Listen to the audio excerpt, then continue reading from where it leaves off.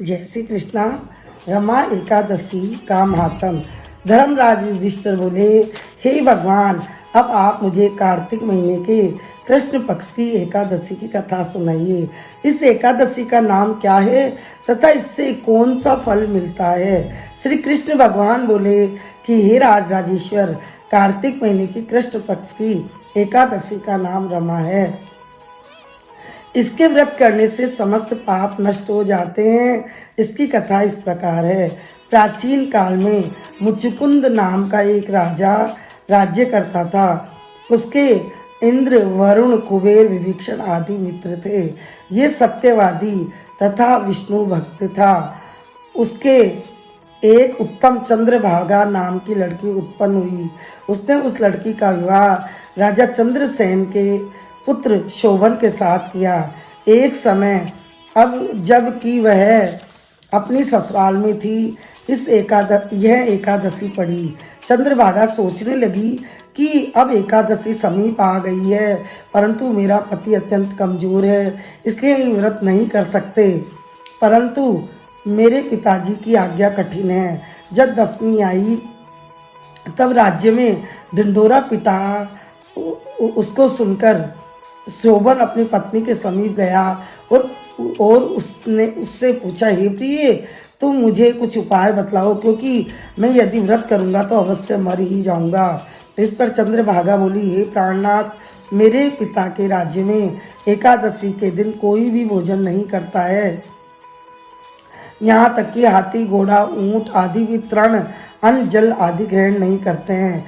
फिर यहाँ मनुष्य कैसे भोजन कर सकता है। यदि आप भोजन करना चाहते हो तो यहाँ से दूसरे स्थान पर चले जाइए, क्योंकि यदि आप इसी स्थान पर रहोगे तो आपको व्रत अवश्य ही करना पड़ेगा। इस पर शोभन बोला कि हे प्रिय, आपका कहना बिल्कुल उत्तम है। मैं अवश्य ही यह व्रत करूँगा। भाग्य में जो लिखा है वही होगा। ऐसा विचार करके उसने एकादशी का व्रत किया। जब सूर्य भगवान की भी अस्त हो गए और जागरण के लिए रात्रि हुई, वह शोभन को बहुत दुख देने वाली थी।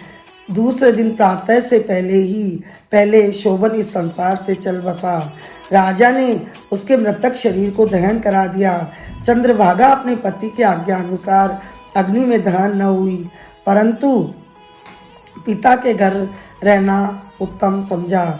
रमा एकादशी के व्रत के प्रभाव से उसे मंदराचल पर्वत पर धन्य धान्य से युक्त तथा शत्रुओं से रहित एक उत्तम नगर प्राप्त हुआ।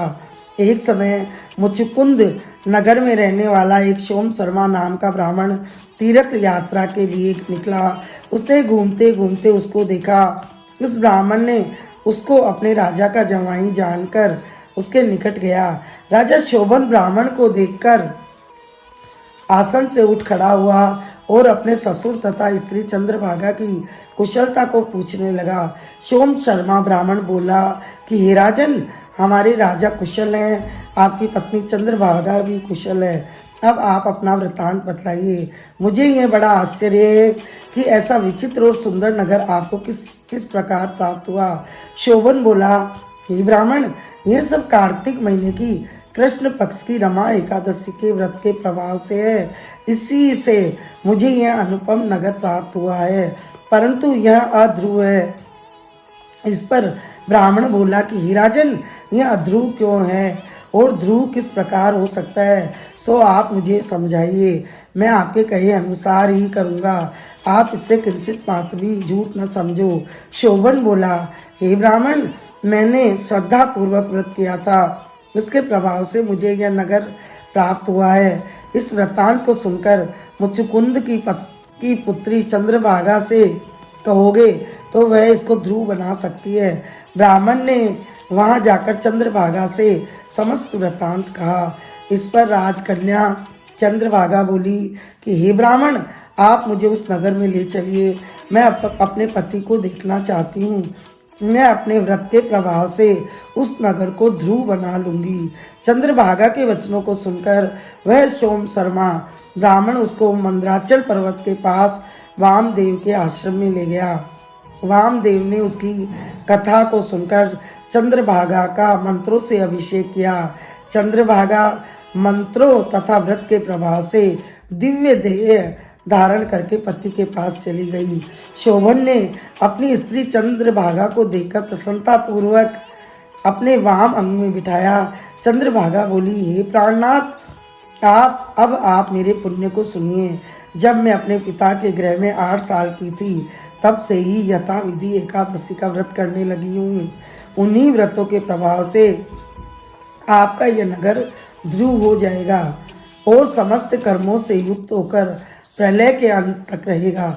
चंद्रभागा दिव्य रूप धारण करके तथा दिव्य आभूषणों और वस्त्रों से सजकर अपने पति के साथ आनंद पूर्वक रहने लगी और शोभन भी उसके साथ आनंद पूर्वक रहने लगा। हे राजन, यह मैंने रमा एकादशी का महत्व कहा है। जो मनुष्य इस रमा एकादशी के व्रत को करते हैं, उनके समस्त ब्रह्म हत्या आदि के पाप नष्ट हो जाते हैं। जो मनुष्य एकादशी के महात्म को सुनते हैं, वह अंत में विष्णु लोक को जाते हैं। बोलिए विष्णु भगवान की जय, लक्ष्मी महारानी की जय।